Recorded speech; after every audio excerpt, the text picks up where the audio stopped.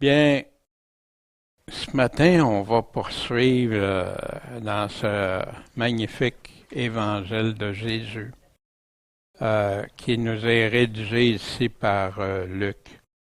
On va voir dans le chapitre 9 des versets 32 à 62.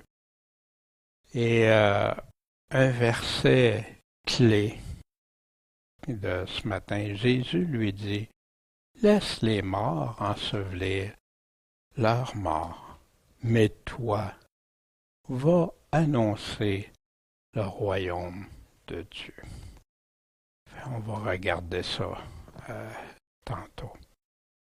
Mais avant, la semaine dernière, on a vu Jésus qui a envoyé ses 12 apôtres et évangéliser et guérir. Et après, quand ils sont revenus, ils leur ont partagé ça avec Jésus, puis sont reposés. Jésus qui a nourri plus de 5000 personnes avec 5 pains, 2 poissons. La question de Jésus. Qui dites-vous que je suis? Pierre, tu es le Christ, le oint de Dieu, le Messie, le Fils de Dieu. Puis pour nous, qui est Jésus pour nous?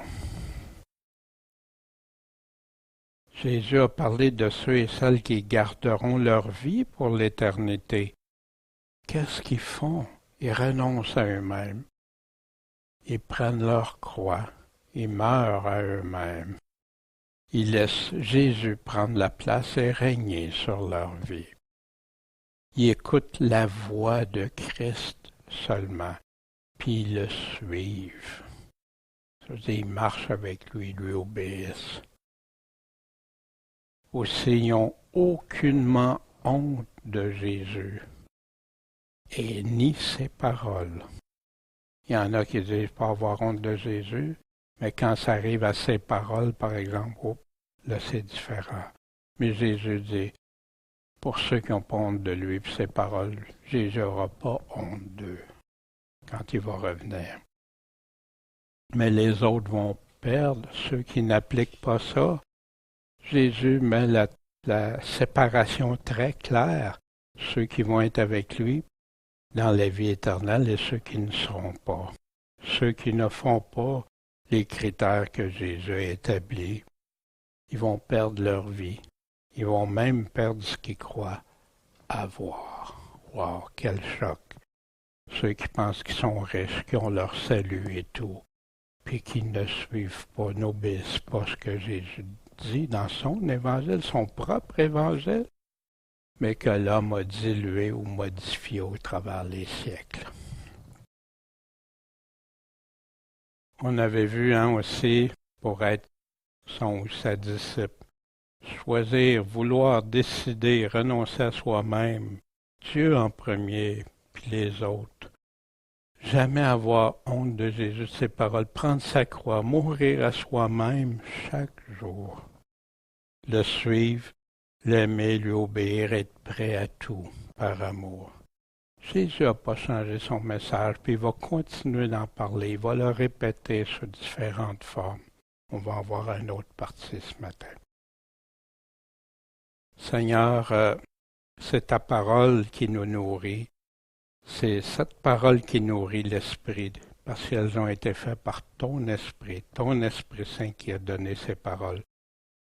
Seigneur, guide-nous, aide-nous à bien saisir, à comprendre l'importance, la portée et toute la signification. On te le demande, Seigneur, on sait que tu donnes à ceux qui demandent. Puis c'est en ton nom qu'on se confie, Jésus-Christ, notre Seigneur et Sauveur. Amen.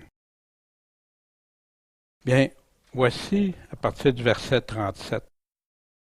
Le jour suivant, comme il descendait de la montagne, une grande troupe, une grande foule est venue au-devant de Jésus.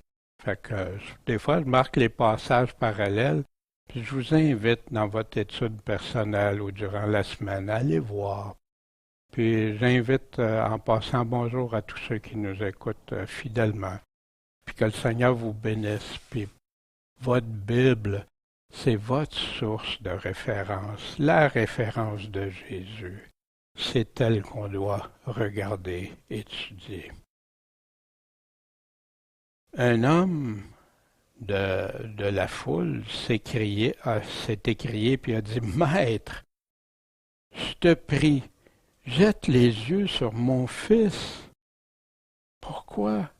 Parce que c'est son unique, son seul fils. Pour cet homme, quand tu as juste un enfant, puis que tu l'aimes, puis que tu vois qu'il souffre comme on va voir, voici qu'est-ce qui arrive. Un esprit se saisit de lui, puis aussitôt, il jette de grands cris. Imaginez, là, tu as ton enfant, puis tout à coup, là, ton enfant se met à crier, à hurler. Pas parce qu'il vient de se faire mal, pas parce qu'il est arrivé. Non, un esprit s'est saisi de lui. Puis en plus de ça, il va l'agiter violemment. Wow! Le fait écumer, hein, ça ressemble des fois à certaines choses qu'on entend comme l'épilepsie, ces choses-là, mais ça s'arrête pas là, c'est ça. Puis à peine l'esprit le quitte, après l'avoir tout brisé. Il est démoli l'enfant après ça, après ces événements-là. Puis là, il dit, et j'ai prié tes disciples de le chasser, cet esprit-là, mais ils n'ont pas été capables. Ils n'ont pas pu le délivrer, le libérer. Fait que là, il a été voir le maître. Pourtant, Jésus avait donné le pouvoir aux apôtres. Qu'est-ce qui se passe? Pourquoi ça fait ça? Et Jésus répondit, des mots d'amour. Hein, il y en a qui disent Jésus parle juste des mots d'amour. Oui, c'est vrai. Il aime, mais il va dire la vérité aussi. Ô race incrédule. Incrédule, ça veut dire qui ne croit pas. Et perverse. Perverse peut être de tordre ce qui est pas droite. Ici, Dieu avait un plan de délivrer. C'est pas ce qui est arrivé, mais il n'y avait pas la foi. Les apôtres ont abandonné. On ne sait pas combien de temps ils ont essayé, puis tout ça, mais ils ont abandonné parce que le Père est venu voir Jésus à cause de ça.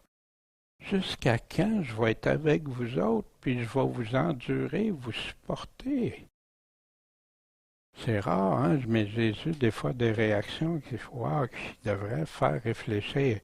Puis Seigneur, est-ce que je ferais partie de ça? Tu as dit ça à tes apôtres pendant leur formation, pendant qu'ils avaient commencé à te suivre. Est-ce que moi, je suis comme ça? Est-ce que tu me considérais comme incrédule, pervers? Wow! Beaucoup disent, non, non, inquiète-toi jamais, vérifie pas si la foi, puis tout ça, alors que Paul dit, examinez-vous si vous êtes dans la foi, vraiment. Ça fait partie de notre cheminement, notre croissance. Amène ici ton fils. Puis comme le fils approchait, le démon l'a terrassé, puis l'a agité violemment. Mais Jésus a repris l'esprit immonde, mais avec force, fortement. Puis, bien sûr, l'enfant a été guéri, puis a remis le fils à son père. Puis, qu'est-ce que ça a produit? Ils ont tous été étonnés de la magnifique puissance de Dieu. Wow! Ce fils-là, puis les gens, pensez-vous qu'il n'y a pas de la compassion pour voir un enfant? Tu vois l'enfant de ton voisin ou quelqu'un qui a ces choses-là, toute la compassion pour eux. Puis là, tu vois quelqu'un qui vient délivrer de ça, le Fils de Dieu. Wow, qui délivre. Puis il était dans l'admiration de tout ce que Jésus faisait. Puis là, il a dit à ses disciples, qu'on va voir dans quelques instants. Gardons ça pour. Mais on va aller voir avant pourquoi ils n'ont pas réussi à le guérir alors que Jésus leur avait donné le pouvoir. Jésus a demandé au Père, on apprend ici dans Marc 9, le même événement. Combien y a-t-il de temps que ceci lui arrive? On apprend que c'est dès son enfance, depuis qu'il était tout jeune. Et l'Esprit l'a souvent, puis on apprend aussi qu'est-ce qu'il faisait. C'était grave, c'était sérieux, il le jetait dans le feu, puis dans l'eau, pour le faire périr, pour le faire mourir. Mais si tu peux quelque chose, aide-nous et aie compassion de nous, le Père et le Fils. Jésus lui dit, si tu peux croire, toutes choses sont possibles pour celui qui croit. Wow! Le Père, il disait, hey, aide-nous si tu peux faire quelque chose. Il avait vu que les apôtres ne pouvaient pas, fait que là, il demandait humblement, mais pour ça. Fait que, qu'est-ce que le Père a dit avec larmes? Je crois, Seigneur.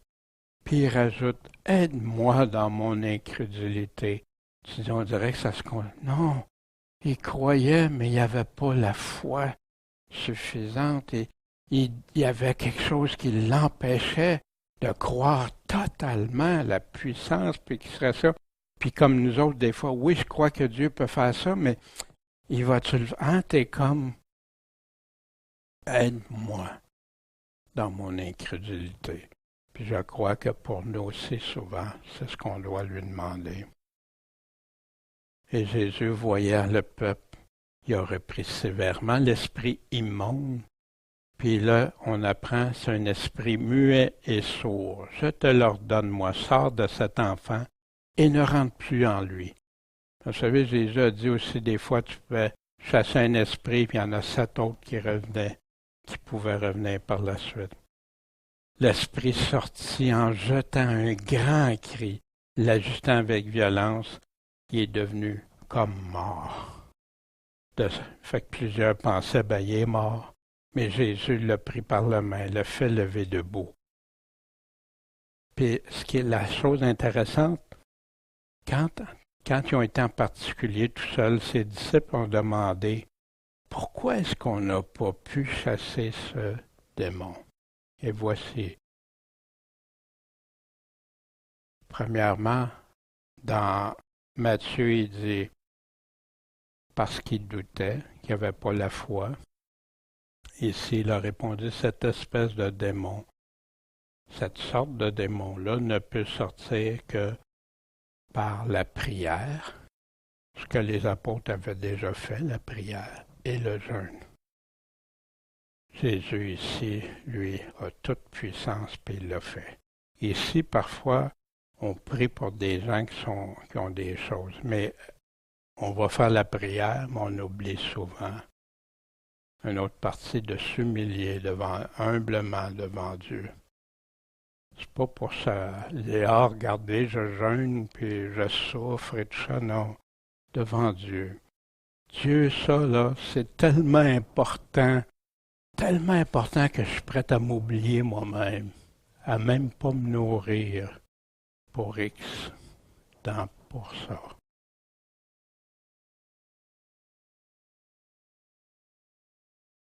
Puis, Jésus, ce qui était, on a dit, on va regarder après, pour vous, il parlait aux apôtres. Écoutez bien ces paroles. Et Jésus les prépare. Écoutez-le attentivement, là. le Fils de l'homme doit être livré entre les mains des hommes. Jésus annonce que qu'est-ce qui va y arriver.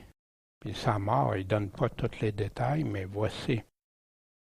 Mais ils ne l'entendaient pas, ne le comprenaient pas, parce que cette parole-là était si obscure pour eux. Je dis, ben voyons donc, comment que ça pouvait être si obscur? Nous autres, on le sait, mais oui, on a toute l'histoire. Eux autres, non, hey, le Sauveur, le Messie, le Christ, le Roi de Dieu, le Fils de Dieu, wow, puis on le voit faire tout ça. Puis là, tout d'un coup, il nous annonce que non, il va être livré, même à la mort.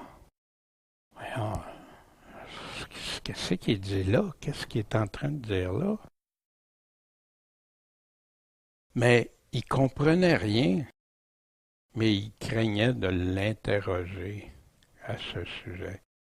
Vous savez, les disciples là, étaient souvent avec Jésus, mais des fois ils parlaient, on va le voir, hein, des fois ils parlaient en retrait ou ils n'osaient pas, ils se parlaient entre eux, mais ils n'osaient pas parce qu'ils considéraient Jésus leur maître. C'était le maître.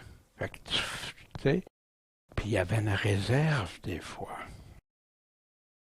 Ils comprenaient rien, mais ils craignaient de l'interroger. Voici dans Marc le complément, hein, quand Jésus, cependant, il instruisait ses disciples et leur disait, le Fils de l'homme va être livré entre les mains des hommes et le feront mourir, hein, là, on a la précision, après avoir été mis à mort, et il ressuscitera le troisième jour. Fait que c'était ça que Jésus est en train de leur expliquer, ce qu'on vient de voir dans Luc. Mais là, eux autres, ils comprenaient pas, mais ils craignaient de l'interroger. Mais dans Matthieu, on a une information supplémentaire encore. Vous savez, c'est pour ça que c'est important de regarder dans toutes les références. Il est en Galilée, le Fils de l'homme doit être livré entre les mains des hommes, et ils le feront mourir, mais il ressuscitera le troisième jour. Et les disciples en furent fort attristés. Mais ils ne comprenaient pas. C'est comme nous autres, des fois, on a de la peine pour des choses, on ne comprend pas, mais on est attristés de ça. Ça vient nous chercher profondément. Quand tu suis ton maître, ils ont découvert le maître, le sauveur, le Seigneur, ils sont prêts à aller partout avec lui, hein, ils l'ont démontré d'ailleurs. Puis là, tout à coup, il t'annonce qu'il s'en va, puis il va même mourir, il va se faire « Wow, qu'est-ce qui se passe là? » Or, une pensée s'est emparée d'eux autres. Vous savez, ça arrive dans des groupes, ça nous arrive individuellement, mais imaginez quand ça arrive dans une équipe, un groupe, là. Une pensée s'empara d'eux. C'était quoi? Qui est le plus grand d'entre nous? Qu'est-ce qui nous fait parler comme ça? Sinon, l'orgueil, le moi, se croire supérieur à d'autres, que ce qu'on a reçu, c'est Dieu qui nous l'a donné. Comment on peut se vanter, se glorifier de quelque chose qu'on a reçu? Hein, c'est comme le petit-fils que son papa est millionnaire, puis il se pète les bretelles, tu sais. Voyons donc. Mais Jésus, voyant quoi? La pensée de leur cœur. Hein, Jésus va très profond, puis il connaît pas seulement les paroles, pas seulement les pensées, mais les profondeurs du cœur. C'est pour ça qu'on a besoin d'avoir un cœur bon et honnête. C'est pour ça qu'on a besoin de mettre ça sans hypocrisie comme Jésus donnait. Appeler plusieurs. Il faut s'assurer qu'on n'a aucune hypocrisie dans nos cœurs. Jésus a fait quelque chose. Il a enseigné encore. Comment il a fait pour enseigner? Il a pris un enfant, puis il l'a placé proche de lui. Puis il leur a dit, quiconque reçoit cet enfant me reçoit. Hein? Nous autres, on est des adultes, là. Puis, il prend un petit enfant, puis il n'a pas choisi un de la gang. Il a pris le petit enfant. Spécial, tu sais, quand tu regardes ça. Mais quiconque reçoit cet enfant en mon nom, bien important, me reçoit, et quiconque me reçoit, reçoit celui qui m'a envoyé, le Père, Dieu lui-même. Car celui d'entre vous tous, qui est le plus petit, comme cet enfant, c'est lui le plus grand. Hein? Il y en a plus grand que, plus petit que, hein? Plus petit égale plus grand, selon Jésus, les mathématiques de Jésus. Qui est le plus grand selon Jésus? Dans Matthieu 18, des précisions encore. À 7 heures, les disciples vinrent à Jésus lui dire, « Qui est le plus grand dans le royaume des cieux? » Ça semble une question légitime, hein? Mais on sait que par l'autre texte, c'est qu'il voulait savoir lesquels d'entre eux autres seraient le plus élevés, puis tout ça. Et Jésus, ayant fait venir un enfant, l'a mis au milieu d'eux, puis il dit, « Je vous dis en vérité, voici la réponse. Si vous ne vous convertissez pas, et si vous ne devenez pas comme des enfants. » Fait que les enfants, ils parlaient-tu juste des petits-enfants? Non, ils parlent d'un adulte qui se repent, qui se convertit, qui suit Jésus. Vous n'entrerez pas dans le royaume des cieux. C'est pourquoi quiconque s'abaissera comme cet enfant deviendra humble comme cet enfant. Il ne se prendra pas supérieur aux autres. Oh, c'est ça, vous pouvez dire qu'il y a des enfants qui sont bien orgueilleux. Oui, c'est vrai, la façon qu'aujourd'hui ils sont élevés, il y en a beaucoup. Mais Jésus a pris un enfant humble, il l'a montré, puis il s'est servi de cette parabole, cet exemple-là. Quiconque s'abaisse comme cet enfant, c'est celui-là qui est le plus grand dans le royaume des cieux. Puis il continue plus loin. Quiconque reçoit un tel enfant en mon nom me reçoit. Un enfant comme quoi? Comme ceux qui se sont convertis et sont devenus comme des enfants. Les deux vont ensemble. Puis là, il continue. Mais si quelqu'un scandalise un de ces petits-enfants qui croient en moi, qu'il soit petit ou grand, un de ces petits-enfants qui croient en moi, il vaudrait mieux pour lui qu'on lui attache une meule au cou et qu'on le jette au fond de la mer. Imaginez. Jésus qui dit ça. Lui qui est venu pour sauver. Mais là, c'est tellement grave. Jésus prend ça tellement sérieux que la perte de scandaliser quelqu'un qui croit en Jésus est si grave que ça vaut mieux pour cette personne-là. Malheur au monde à cause des scandales, parce que c'est nécessaire. Ben oui, dans ce monde-ci, oui.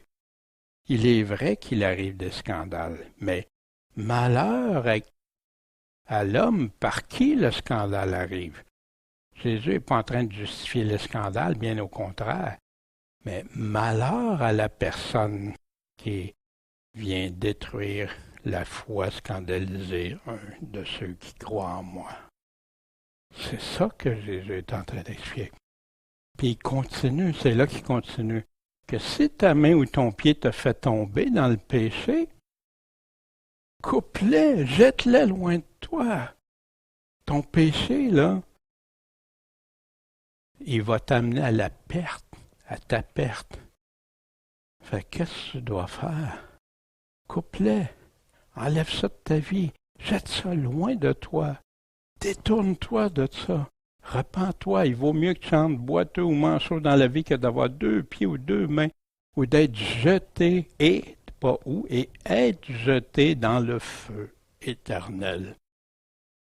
La même chose, si ton œil te fait tomber dans le péché, arrache-le, jette-le loin de toi, parce qu'il vaut mieux que tu entres dans la vie. De quelle vie il parle, hein? n'ayant qu'un œil que d'avoir 2 yeux, puis d'être jeté dans la géhenne du feu.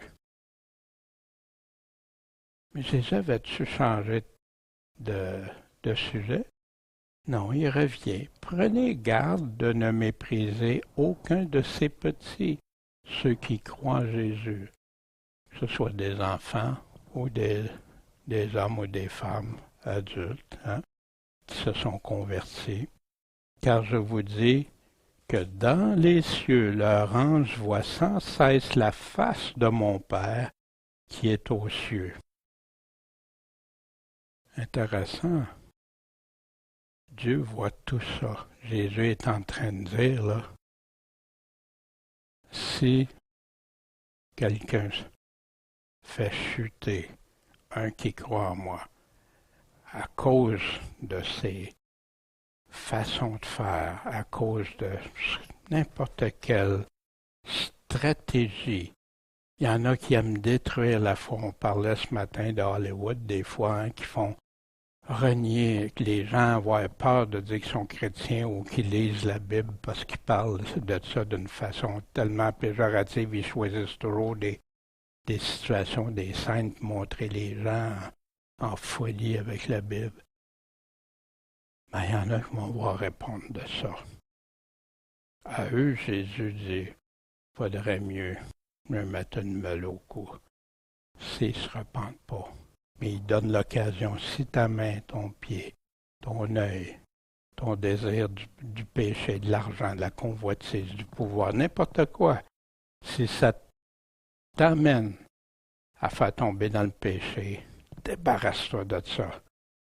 Mais si tu t'en débarrasses pas, le feu de la géhenne est réservé.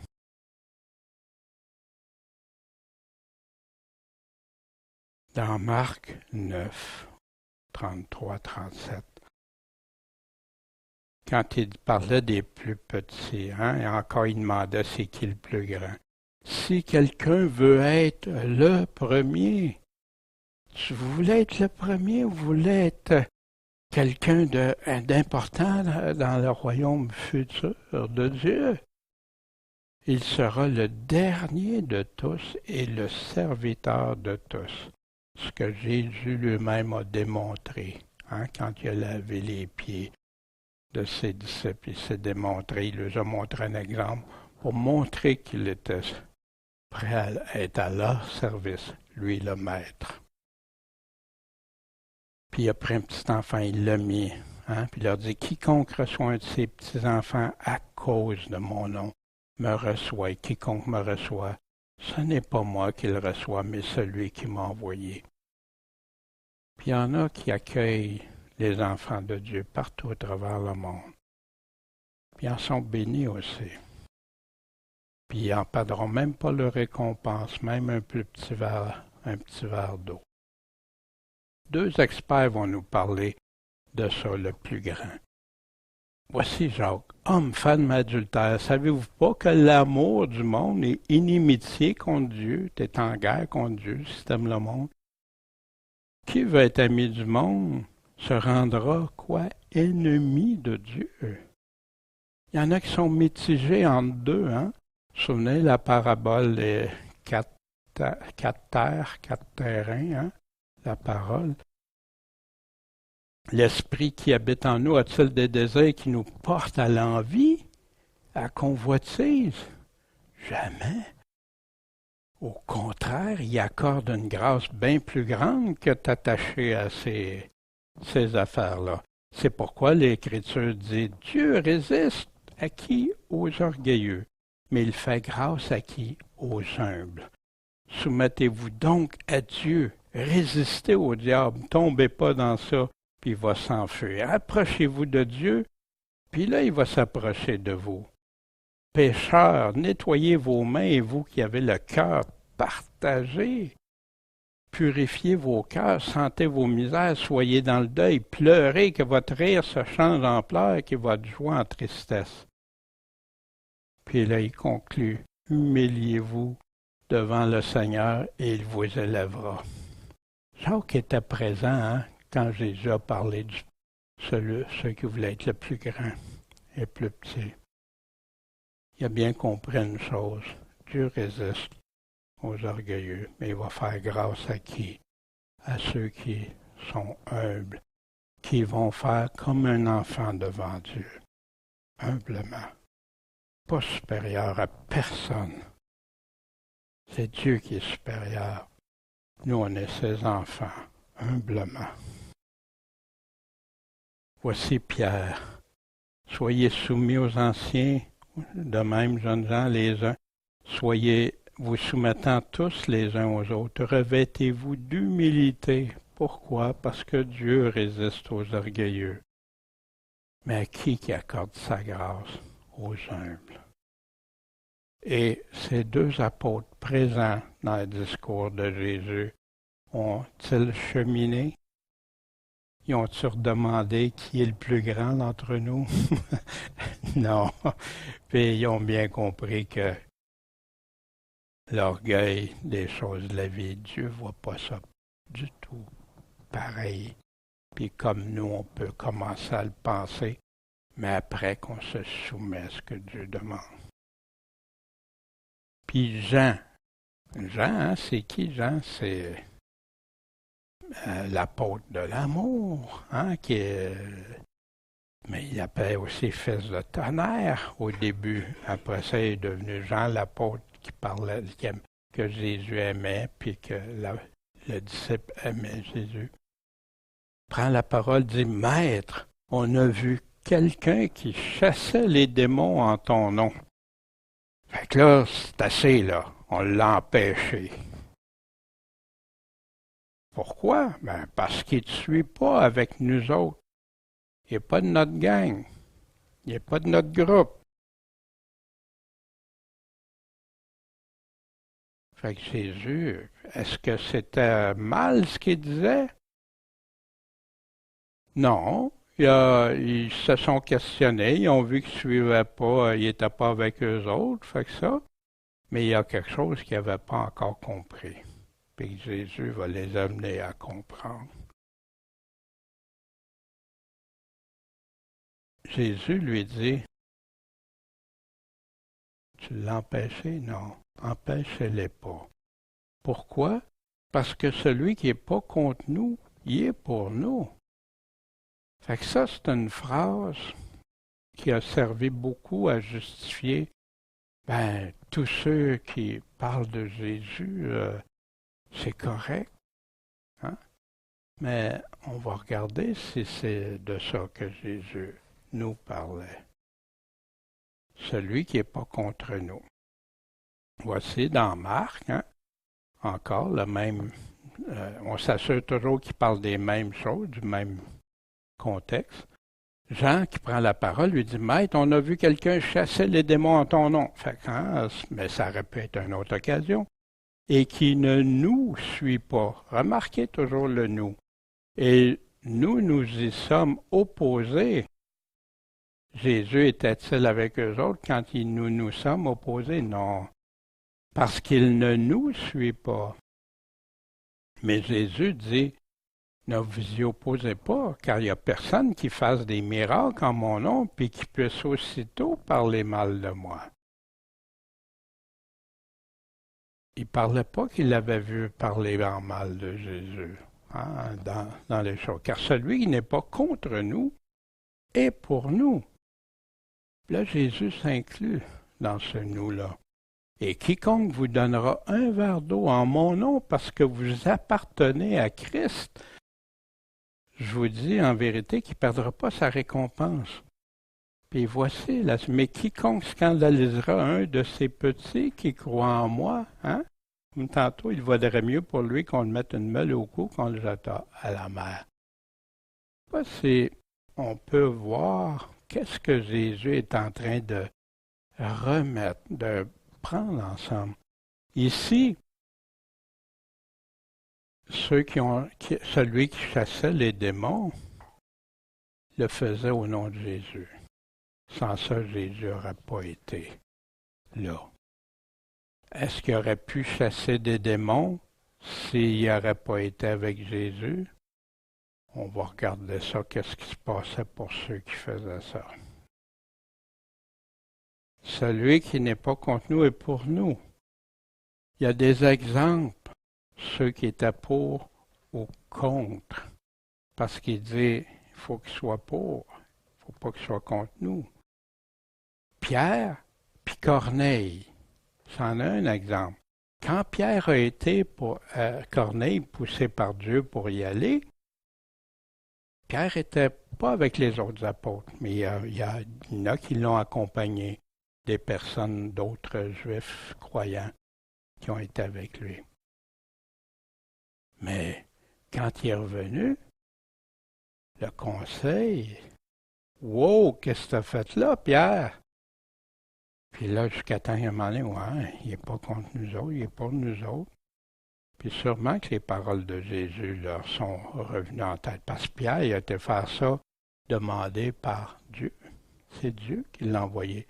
Comme l'autre qui chassait les démons, c'est de Dieu. Il y a diverses opérations. Il y a diverses façons de faire. Mais les apôtres le prenaient parce qu'il n'est pas avec nous autres spécifiquement. Paul aussi, la même chose. Quand Paul s'est converti puis a commencé à prêcher Jésus puis tout ça, l'Église, comment ils ont réagi au début? Paul était-il pour ou contre? Ils ont pris ça contre, puis après ça, ils ont examiné. Non, il est bien pour. Mais pourquoi? Comme Jésus. Mais Paul est-il resté avec les 12 apôtres? Non, il a été continué son ministère. Je ne sais pas si ça éclaircit un peu les choses. Mais c'était toujours des personnes qui suivaient Jésus, mais pas nécessairement notre groupe. Puis pourquoi je parle de ça? Parce que souvent dans des églises, comme maintenant nous autres, on dirait, parce qu'eux autres, ils nous suivent pas, là, ils sont pas avec nous autres dans notre groupe. Non, c'est pas bon ça. Non. S'ils prêchent ce que Jésus dit, ils font ce que Jésus dit. Le Seigneur les a appelés à opérer ce ministère-là. Amen! Priez le maître de la moisson pour qu'il envoie des ouvriers. Mais ça veut dire parce qu'il n'est pas... Mais il y en a qui font des guerres. Les hommes ont inventé des dénominations, des divisions dans le corps de Christ.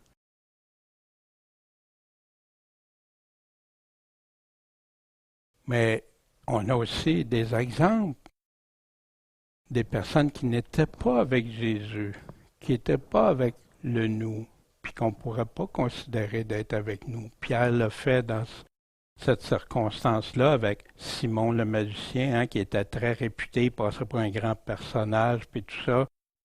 Puis en Samarie, il était attaché à lui, puis ils étonnaient par ses opérations magiques. Mais quand ils ont cru à Philippe, qui leur annonçait quoi? La bonne nouvelle, l'Évangile, de ce qui concerne le royaume de Dieu, hein? Fait que pas juste Jésus est mort et ressuscité, il enseignait tout ce que Jésus disait pour le royaume de Dieu et le nom de Jésus-Christ. Ils ont été baptisés. En passant dans les actes, ils ont tous été baptisés. Là. Il n'y avait pas d'histoire d'être pas obligé d'être baptisés. Hein?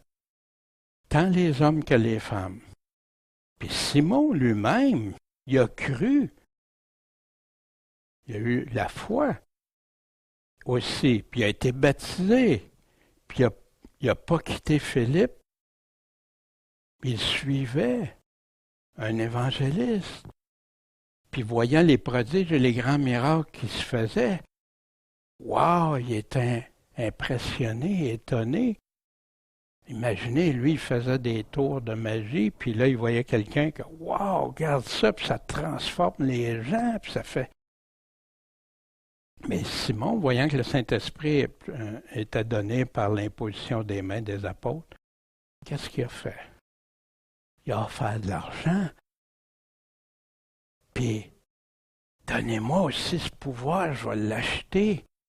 Non, tu ne peux pas acheter ça. Il n'y a rien. Le don gratuit, des fois, il y en a qui prennent ça, don gratuit, que tu n'as rien à faire. Non, le don gratuit, ça ne coûte rien d'argent. Le mot précise que jamais tu vas pouvoir acheter. ce don-là. Jamais tu vas pouvoir acquérir à prix d'argent ces choses-là. Fait que donnez-le-moi ce pouvoir pour qu'à qui je vais imposer les mains, ils vont recevoir le Saint-Esprit. Mais Pierre, il a répondu, à qui? Quelqu'un qui s'était converti, qui s'était fait baptiser, puis tout ça, que ton argent périsse avec toi. Wow! Est-ce qu'il était sauvé après avoir dit ça, fait ça? Que ton argent périsse avec toi, puisque tu as cru que le don de Dieu s'acquérait avec l'argent. Il n'y a pour toi ni part ni lot dans cette affaire. Pourquoi? Parce que ton cœur n'est pas droit devant Dieu. Repens-toi donc de ta méchanceté et prie Dieu que, si c'est possible, la pensée de ton cœur te soit pardonnée. Pierre, même pas sûr qu'il va pouvoir se faire pardonner d'avoir fait ça. Pierre, celui auquel Jésus avait dit, comme aux apôtres, voici les clés du royaume, qui est l'Évangile. Car je vois que tu es dans un fiel amer et dans des liens de l'iniquité, du péché, de l'injustice. Mais là, Simon a répondu, puis a dit, priez vous-même le Seigneur pour moi, afin qu'il ne m'arrive rien de ce que vous avez dit. Je ne sais pas, Simon, je ne peux pas juger de son cœur, et tout ça. Dieu seul peut le faire. Mais ici, ce que je remarque, c'est prier pour moi. Hein? Pourquoi? Et il ne peut pas dire pour se reconvertir, non. Priez pour moi, pour qu'il ne m'arrive rien de ce que vous avez dit. Ça fait penser un peu pour moi comme Judas qui a regretté amèrement, mais c'était centré pour lui. C'est comment lui se ressentait. Ce que moi je vais subir de ça, au lieu de dire, non, je veux me repentir. Pardon, mon Dieu. Pardon de t'avoir offensé si gravement que ça. Mais c'est une fait. Pour moi, c'est comme si j'aurais aimé lire, que cet homme-là dise je me repens, c'est grave ce que j'ai fait, puis tout ça. Et non pas juste la crainte des conséquences comme un criminel qui se fait prendre, puis qu'il regrette beaucoup, mais parce qu'il sait qu'il va avoir des conséquences au bout, plutôt que parce qu'il vraiment il se repent. Des exemples de ceux qui ne sont pas avec Jésus, justement, encore qui ont rapport avec la délivrance. Celui qui n'était pas avec nous, il délivrait des démons. Voici un exemple de quelqu'un qui n'était pas avec nous ou avec Jésus. Quelques-uns des exorcistes juifs qui essayaient d'invoquer le nom du Seigneur Jésus sur ceux qui étaient possédés des esprits malins. Puis il disait, nous vous conjurons par Jésus, au nom de Jésus, que Paul prêche. En plus, c'est la vérité. Que ceux qui faisaient cela étaient 7 fils de Sévas, un juif, un des principaux sacrificateurs. Mais l'esprit malin leur répondit, je le connais, Jésus. Je le sais, c'est qui, Paul? Mais vous, qui êtes-vous? Et l'homme qui était possédé de cet esprit malin se jeta sur eux et s'étant rendu maître, les maltraita tellement qu'ils s'enfuirent de la maison nus et blessés. Ça a été connu partout après. Puis le nom du Seigneur a été magnifié. Il y avait la crainte, puis le nom de Jésus était glorifié, magnifié par rapport à ça. Et plusieurs de ceux qui avaient cru, qu'est-ce que ça a eu comme effet, ce témoignage-là? Et le malin s'est servi des choses, mais Dieu s'en sert pour le tourner en bien. Il venait confesser, déclarer ce qu'il avait fait. Puis un grand nombre de ceux qui avaient exercé des sorcelleries ayant emporté leurs livres. Aujourd'hui, combien de livres d'Harry Potter et compagnie, puis de choses de prier les morts, puis prier les anges, puis tout ça. Il les a tout apporté devant, puis brûlé. On trouva plus de 50 000 pièces d'argent. Ainsi, la parole du Seigneur se rebrandait et devenait de plus en plus efficace. Dieu a fait tourner ça en bien, mais ici, est-ce qu'il était pour, avec nous ou contre nous? Dieu n'a pas agi non plus avec eux. Hein? Encore des exemples, quand c'est pas avec Jésus, puis pour nous, voici ce que Paul dit. Je suis jaloux de vous, d'une jalousie de Dieu, dans 2 Corinthiens 11, parce que je vous ai unis à un seul époux. Vous présentez à Christ comme une vierge chaste, pure. Mais je crains que, comme le serpent a séduit Ève par sa ruse, vos pensées se corrompent aussi en se détournant de la simplicité qui est en Christ. L'aimer, le suivre, lui consacrer notre vie, vivre pour lui. Car s'il venait quelqu'un qui vous prêche un autre Jésus, ben oui, moi j'ai juste un Jésus d'amour. Il n'est pas sévère. J'ai juste un Jésus, moi, que j'ai juste à lui demander, je suis en relation avec lui. Oh, j'oublie pas ses commandements, ça c'est être légaliste. Wow, ça c'est pas le même Jésus qui parle. C'est pas le même Jésus qui nous dit de prendre notre croix si on veut être avec lui. C'est pas le même Jésus qui nous dit que ceux qui vont être pour la vie, puis ceux qui vont la perdre. Un autre Jésus, un autre esprit, un autre évangile, hein, un autre esprit. Ben oui, après avoir reçu l'esprit, ça te prend un autre esprit. Encore avoir l'esprit. C'est pas un autre esprit, ça? De tels hommes sont de faux apôtres. Ceux qui amènent un autre évangile. C'est plus le même évangile, il est découpé, rabouté, montage, bricolage, sorti du contexte des paroles de Jésus. C'est un autre Jésus. Mais de tels hommes sont de faux apôtres, des ouvriers mais trompeurs qui se déguisent en apôtres de Christ. C'est pas étonnant, Satan lui-même se déguise en ange de lumière. Il n'est donc pas surprenant que ces ministres se déguisent aussi en ministres de justice, mais leur fin sera, selon leurs œuvres, à la perdition avec le malin. Fait que moi, quand quelqu'un me dit, faut pas prendre position, non, tu sais pas, ils n'ont pas le même Jésus, ils disent pas la même chose de Jésus que le livre dit. Ils ne nous disent pas la même affaire que l'Évangile dit, où ça leur prend un autre esprit. Mais ils disent toujours l'Esprit de Dieu, ils disent pas un autre esprit.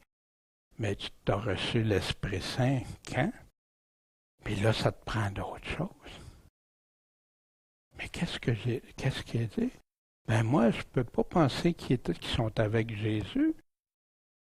Il renie, il méprise ses propres paroles.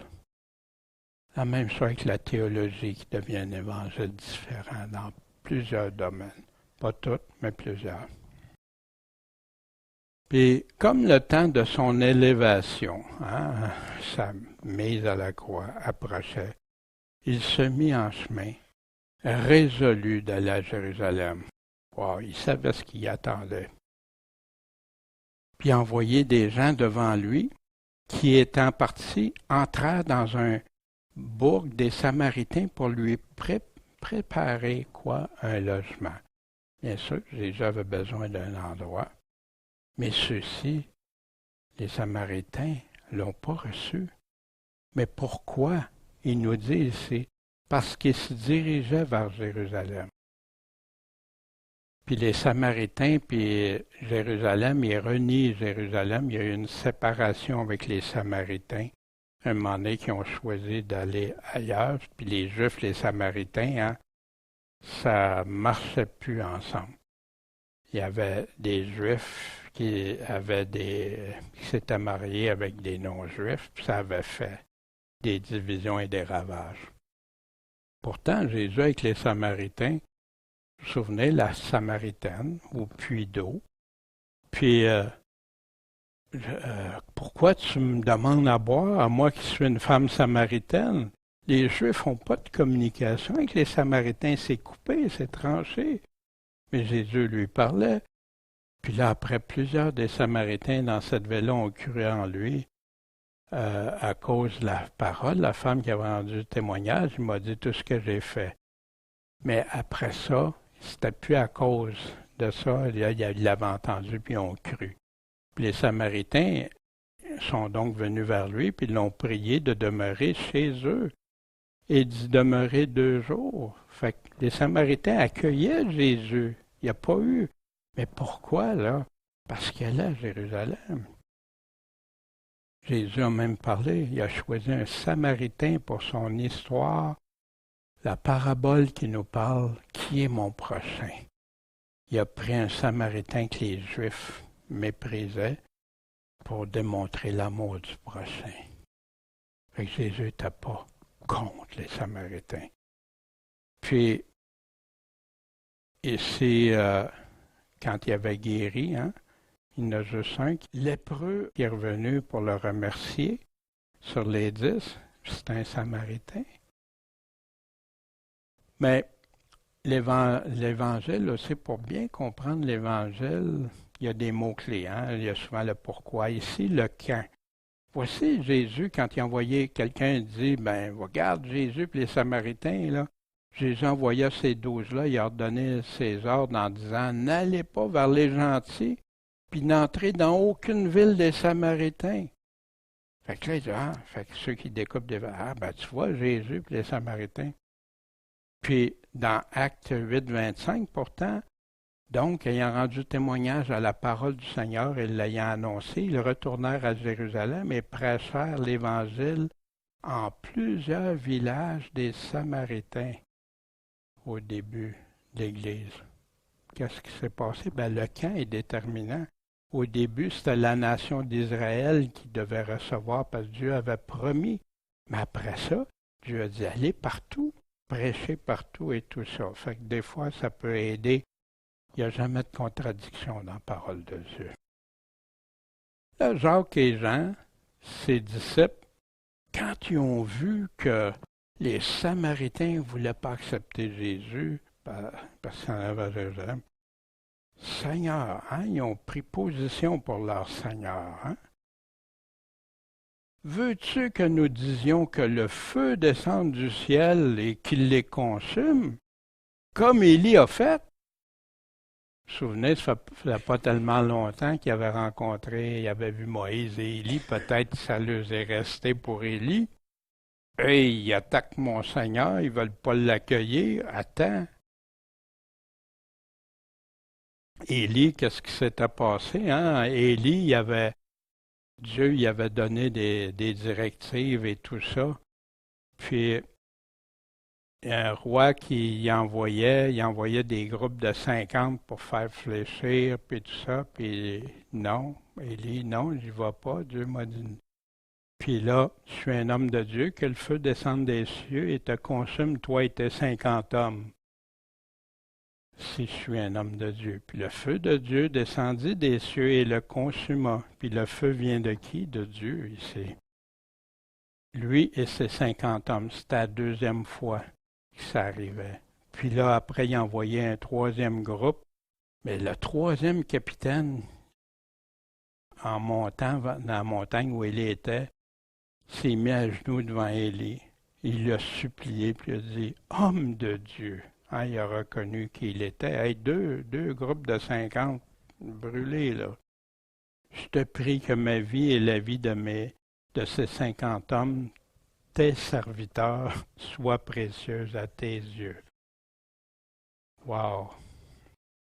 Changement d'arrogance on s'en vient te chercher, mon Élie, tu sais, là. Fait humblement, puis il y avait sûrement beaucoup de crainte. Voici les deux premiers capitaines, puis le groupe de 50 ont été brûlés. Mais que ma vie te soit précieuse à tes yeux. Puis l'ange de l'Éternel a dit à Élie, là, c'est le temps. Descends avec lui, n'aie pas peur de lui. Ils se sont levés, puis ont été vers le roi. Puis ainsi a dit l'Éternel, parce que tu as envoyé des messagers pour consulter Baal-Zébub. C'est ça que le roi a fait. Au lieu de s'en remettre juste à Dieu, il a été consulté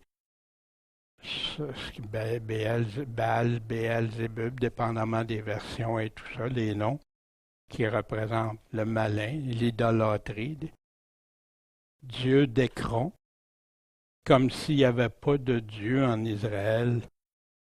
Pourquoi? Pour consulter sa parole. Vous savez, malheureusement, il y a des chrétiens qui ont fait ça aussi.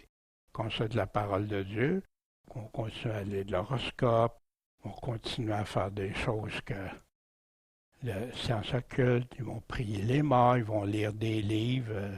On en connaissait une, elle aimait beaucoup les livres d'Harry Potter.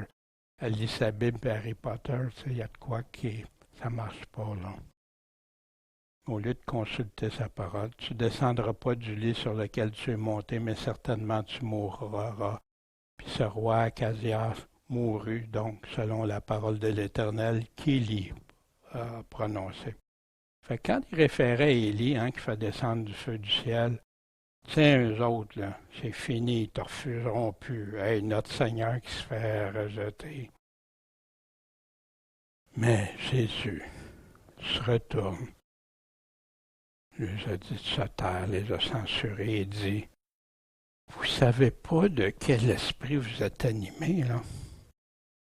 Premièrement, Élie, c'était Dieu qui l'avait envoyé, qui avait là. Jésus ne les a pas demandé. Eux autres, ils prennent de leur chef de faire une chose comme ça. Car le Fils de l'homme n'est pas venu pour faire périr les hommes. Vous ne l'avez pas encore compris, il l'a répété si souvent, mais les sauver. Puis le Seigneur ne vient pas pour faire périr dans sa première venue. Il est venu pour sauver tous ceux qui veulent l'être, bien sûr, qui choisissent de le suivre. Puis là, ils sont en allés dans un autre village. À sa première venue, pour sauver. À sa deuxième, ça ne sera plus la même histoire. Il va être trop tard, la porte va être fermée.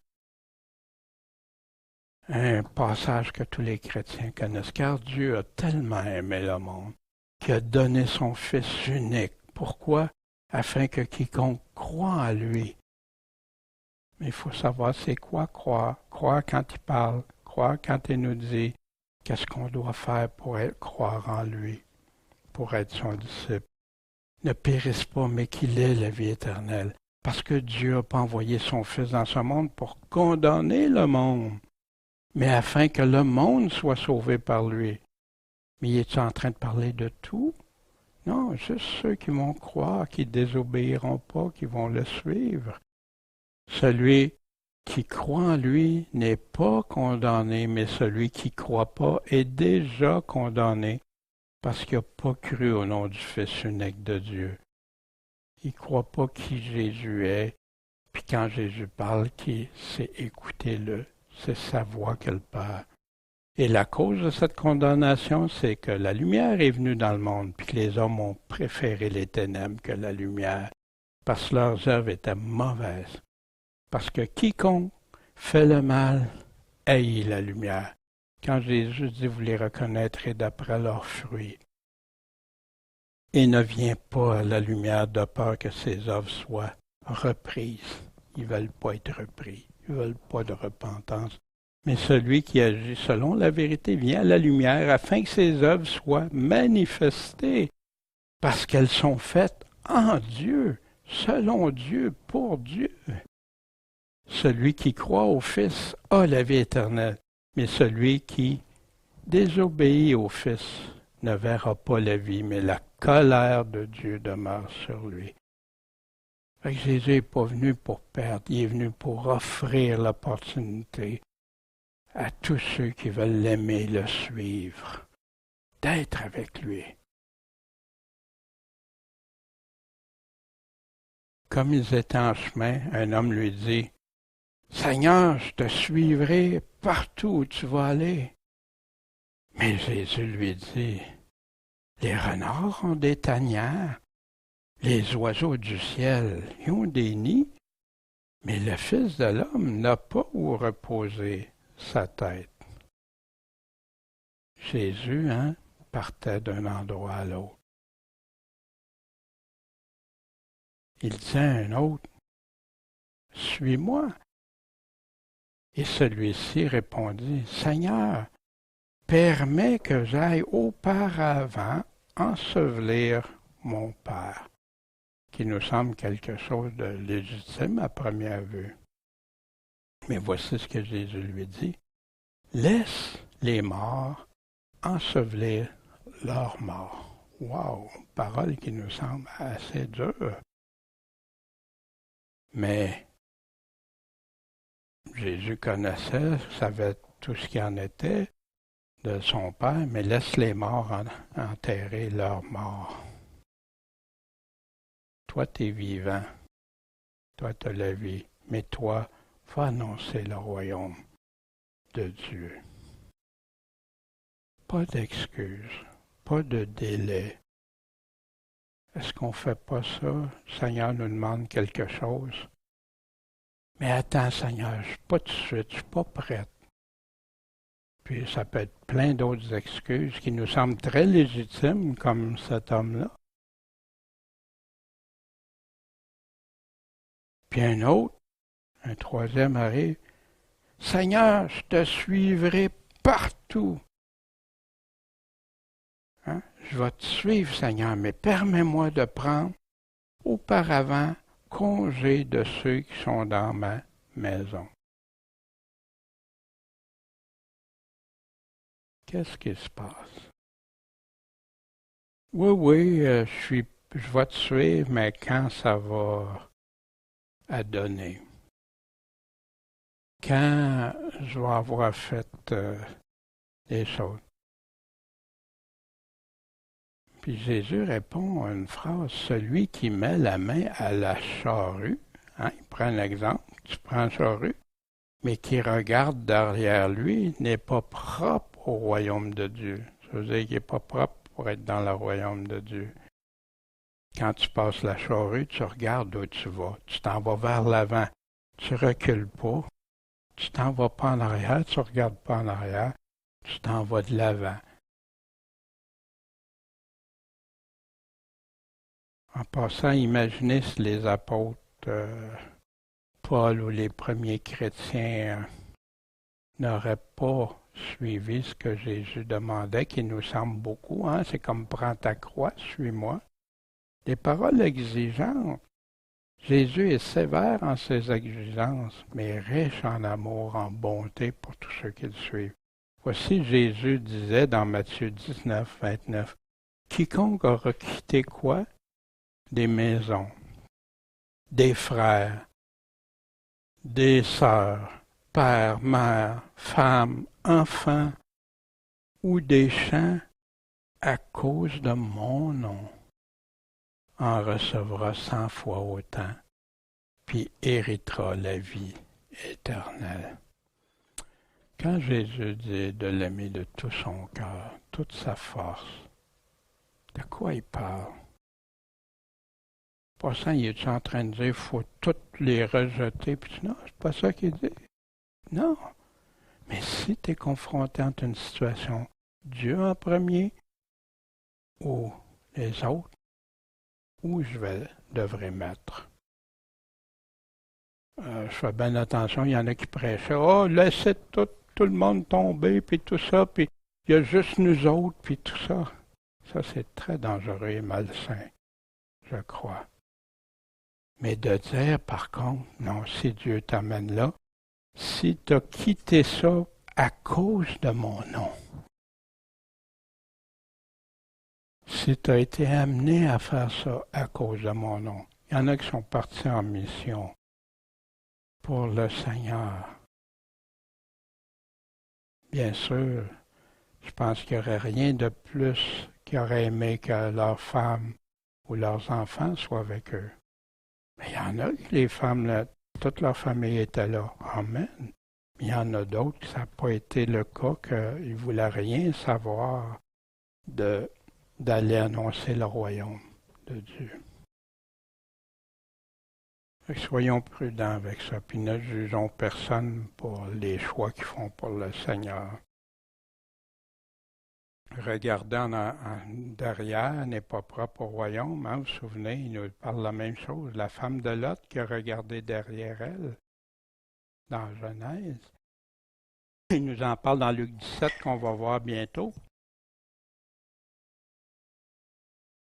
Quand il parle de son retour, que personne ne retourne dans sa maison pour emporter, celui qui est au champ ne revienne pas en arrière. Souvenez-vous de la femme de Lot, quiconque sera sauvé, sa vie la perdra, et quiconque la perdra, la retrouvera. Es-tu prête à donner ta vie au Seigneur? Ça va en plein avec ce que Jésus est en train de nous dire dans les conditions qu'il mettait. Tu veux me suivre? J'ai pas de confort à t'offrir. Retournons en arrière, on va regarder ça. Souvenez-vous de la femme de Lot, hein? Je vous dis qu'en 7 nuits, 2 personnes qui sont dans un même lit, une sera prise, puis l'autre laissée. De quoi il parle? Son retour. Regarde pas en arrière avec Dieu. Continue. Tu veux sauver tes biens ou ta vie actuelle? Tu vas perdre l'autre. En a un qui l'a fait, ça, malheureusement. Démas, qui était avec Paul, qui a évangélisé avec Paul, qui a abandonné Paul pour aimer ce présent siècle, aimer le monde. Or, le juste vivra par la foi, mais si quelqu'un se retire, retourne en arrière, mon âme ne prend pas plaisir en lui, Dieu dit. Pierre est tellement clair. Si après avoir fui les souillures du monde par la connaissance du Seigneur et Sauveur Jésus-Christ, ils ont rencontré le Seigneur, ils s'y engagent de nouveau et sont vaincus, leur dernière condition devient pire que la première. Parce qu'il aurait mieux valu de même pas avoir connu la voie de la justice que d'oser se détourner, retourner après l'avoir connu du Saint Commandement qui leur avait été donné, l'Évangile. Mais il leur est arrivé selon ce proverbe vrai, l'image forte. Le chien est retourné à ce qu'il avait vomi. L'image forte, comment notre vie était avant de se repentir, avant de suivre Jésus. Pas une belle image, hein? Mais il y en a qui choisissent de retourner à ça.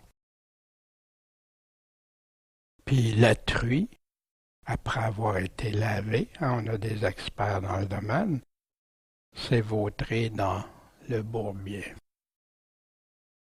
Wow! Quand on est avec Jésus, on marche avec Jésus. On est avec lui. Jésus nous donne 3 enseignements et conditions pour le suivre. Sa vie de confort, prêt à tout, à toute condition pour le suivre. Qu'est-ce qu'il me donnera? C'est ça que je vivrai avec. Comme le Seigneur, il a tout abandonné par amour. Deuxième, tu veux me suivre? Laisse les excuses. Laisse tomber tes excuses. Les morts, de quelle mort il parlait? Les excuses, les délais, les plus tard, Seigneur. Oh ouais, quand je vais être rendu là, je ferai ça pour toi. Là, je m'excuse, Jésus, mais je peux pas, tu sais, j'ai d'autres priorités. Toi, va annoncer le royaume de Dieu. Va annoncer la vie. pas de retour en arrière. Tu t'es engagé, tu as mis les mains sur la charrue. Garde-la les mains dessus, puis regarde en avant. T'avances seulement vers la vie, vers le royaume de Dieu, et non reculer avec ce qui me tenait, lié, embourbé. Retourne pas dans ce vomi-là. Excuse des mots, hein, mais c'est des mots que l'Évangile utilise. Hein? Un engagement vers une nouvelle vie, vers le royaume de Dieu.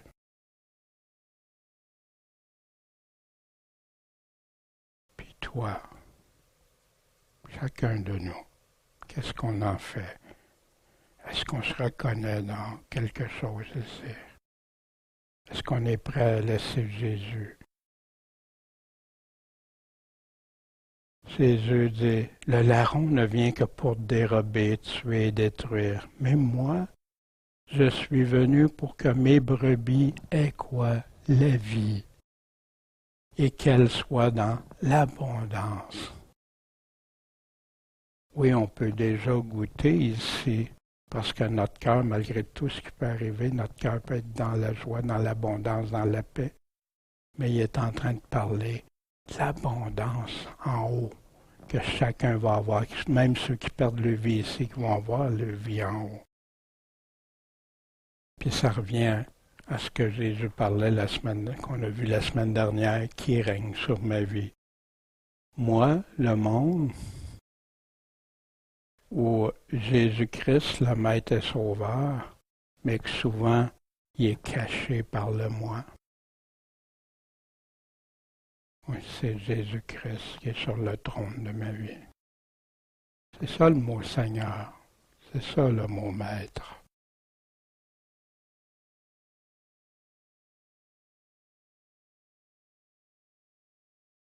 En réflexion. On a vu le manque de foi, de prière assez incrédule, de prière, de jeûne, met un frein à la puissance de Dieu. Pas à sa puissance, mais de se réaliser, de se concrétiser dans nos vies. Souvenez, Jésus, il dit, tout va dépendre de la manière qu'on écoute. Dans quel genre de terre, cœur bon, honnête, qui porte du fruit. Qui est le plus grand selon Jésus? Puis moi, je souhaite que Jésus puisse nous dire à chacun, bravo, vous avez été les plus petits. Bravo. Mais maintenant, vous êtes grands dans le royaume.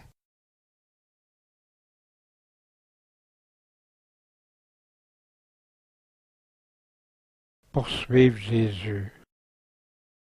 Es-tu prêt à aller où lui le veut, sans même penser à ton confort, tes possessions? Es-tu prêt à renoncer quand il le faut, ou qu'il le faudra par amour pour lui, l'aimer de tout notre cœur, s'engager à son service, sans regarder en arrière, sans regret? Des fois, j'entends des chrétiens qui donnent un témoignage, lui vit comment il était.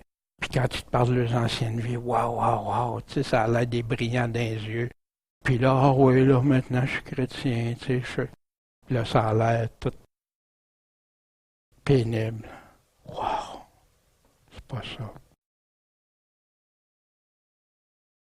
Quel esprit nous anime? Est-ce qu'on est prêt à dire, ben ceux-là, oui, ils travaillent pour le Seigneur. On n'est pas ensemble, là, mais on sait qu'on fait partie du même corps parce qu'il prêche Jésus-Christ. C'est Jésus qui suit et tout ça. Mais selon les critères de Jésus, non pas selon les critères théologiques humains ou tout ça. Puis c'est qui œuvre vraiment pour Jésus, qui ne sont pas contre, mais pour.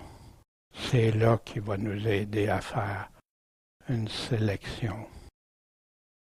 Puis jamais se sentir supérieur, au contraire, il n'y a rien. On va repartir avec rien. Notre orgueil, Si on a de l'orgueil dans le cœur, enlevons ça. L'hypocrisie, surtout pas. Débarrassons-nous si jamais on trouve une petite chose. De l'amertume, du manque de pardon. Toutes des choses qui peuvent être... on a quelque chose qui est dangereux, qui nous fait tomber dans le péché. Coupe-le, arrache-le loin de toi. Bon Père Céleste, merci pour ta parole. Puis Jésus, merci parce que tu as parlé à mon cœur au travers de ça. Puis je veux te remercier. Ta parole parle. Elle est claire, elle est précise. Et Seigneur, ça tranche les pensées, la moelle et tout. Merci Seigneur. Puis viens à notre aide à tous, Seigneur, pour notre foi, d'avoir la vraie foi, celle qui te fait plaisir. On n'a rien d'autre quand on a un maître, Seigneur, que de lui faire plaisir. Puis on sait que tout ça, c'est pour notre bien, c'est pour qu'on l'ait en abondance. Seigneur, merci, en ton Saint-Nom Jésus-Christ, le Maître, notre Seigneur, notre Sauveur. Amen.